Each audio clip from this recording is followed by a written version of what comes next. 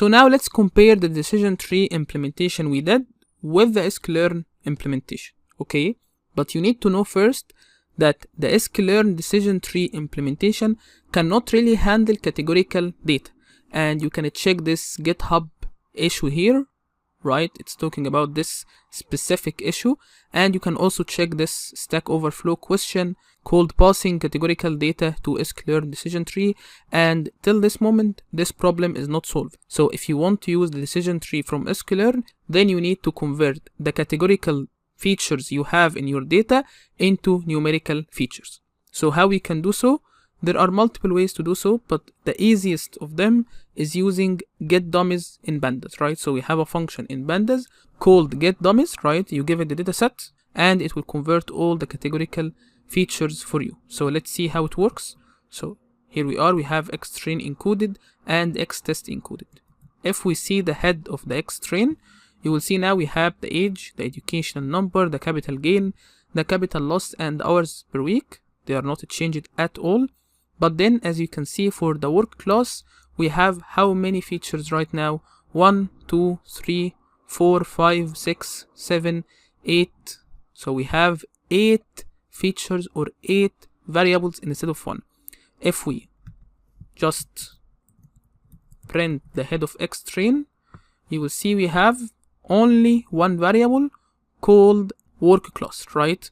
But if you notice, we have 8 values, 8 unique values for this specific variable. So basically what happens here is that getDummies will convert this specific variable or this specific feature into 8 features. Why 8? Because we have 8 unique values, right? So for example, let's look at the first example, right? The first row.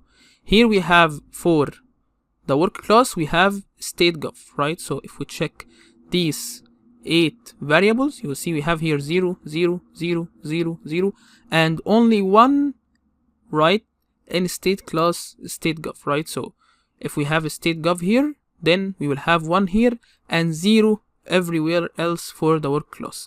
And the same for, let's say, example number 4, right? Here we have private, so here we have also private, right?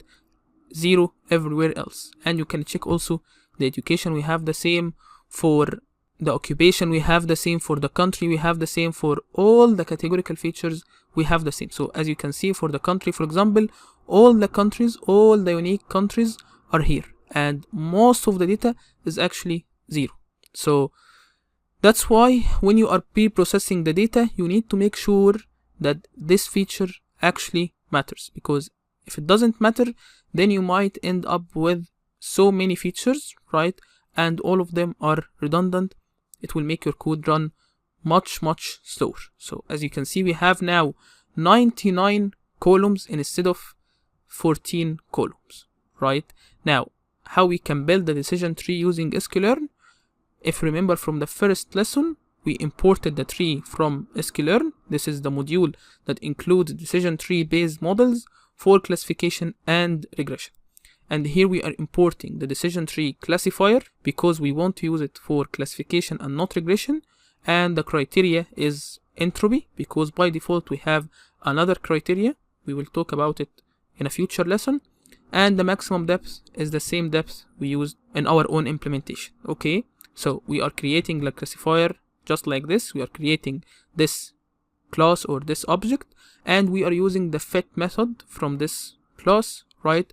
We give it the encoded xtrain and ytrain, and then for the prediction, we are using the predict function from this object, right? And we give it xtest encoded. And after that, from the metrics, we can get the accuracy score. We give it ytest and yprediction. So ytest are the actual labels and ypredict are the predicted labels, right? So if we run this, you will see we have an error, right? Value error, number of features of the model must match the input. Model number of features is 99 and input number of feature is 98. So this error is very frequent in machine learning, especially if you're working on Sklearn implementation or with Sklearn. So what is the problem here? Basically, we have built the model, right, using the xtrain, right, the training data. And we have how many features, 99 features, right? But if we go to X test, which we are using for prediction, you will see we have 98 features, right? We have only 98 features. So why do we have this problem?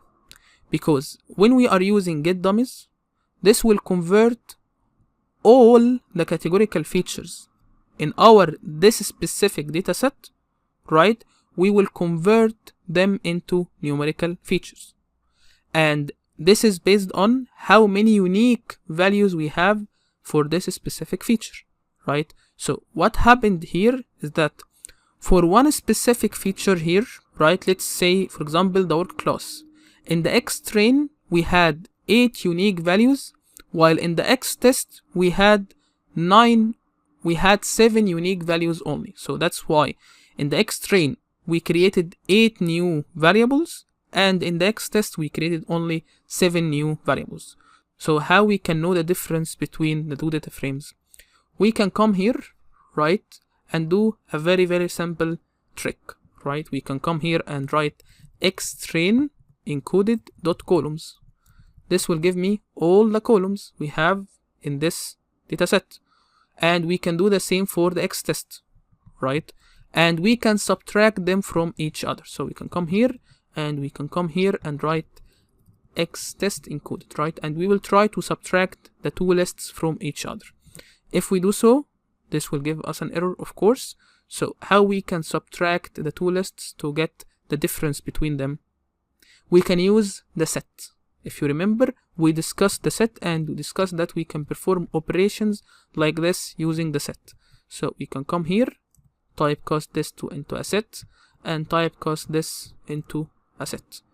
If we do so, we will have the difference. So here we have country, Holland, Netherlands, right? So we will drop this column from the xtrain encoded.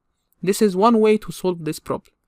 If you have, let's say, 5 or 6 or 10 different columns, then this might not be a very good idea and we need to do something else, and we will see this in the project.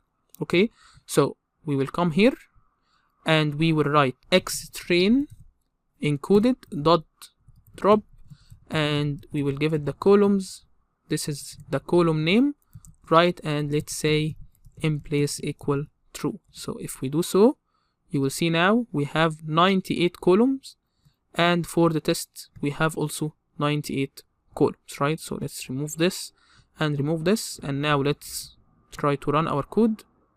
And as you can see, it didn't really take any time, because as we said, Sklearn implementation is actually very, very optimized, and it's utilizing all the resources on your machine. So we have an accuracy of 84%, right, compared to 90%. So this is very, very close to what we have got, right? So as we can see, the difference between our implementation and the Sklearn implementation is very, very close. So this is how we can use the Sklearn implementation for the decision tree and the things we need to consider. And also we saw how we can handle the problem of inconsistent labels or inconsistent features because of the getDummies function. So in the next lesson, we will see how we can visualize the tree, right? How we can write some Python code to visualize the tree. So let's go to the next lesson.